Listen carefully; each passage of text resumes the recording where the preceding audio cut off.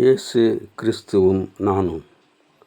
இன்றைய வேத வசனம் யாத்திராகமம் 9:23. அப்போது கர்த்தர் இடிமுழக்கங்களையும் கல்மழையும் அனுப்பினார். அன்பான சகோதர சகோதரிகளே, பார்வோன் இந்த முறையும் இருதயத்தை கடினப்படுத்தினான். 7வது வாதையாக ஆண்டவர் கல்மழையை அனுப்பினார். எகிப்து தேசம் தோன்றியதிலிருந்து கண்டிராத கல்மழையை அனுப்பினார். வெளியில் இருந்த எவைகளோ அவைகளை எல்லாவற்றையும் அந்த கல்மழை அழித்து போட்டது.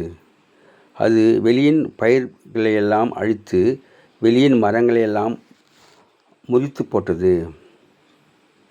இஸ்ரவேல் புத்திரர் இருந்த கோசேன் நாட்டிலே மாத்திரம் கல்மழை இல்லாதிருந்தது.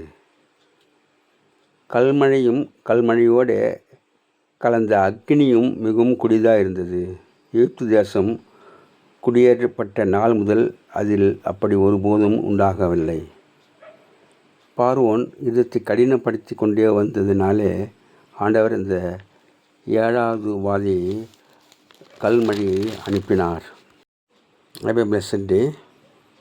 God bless you. Give your heart to God, your hand to man. Live in God's word, live on your knees. Thanks for watching. Like, share, subscribe.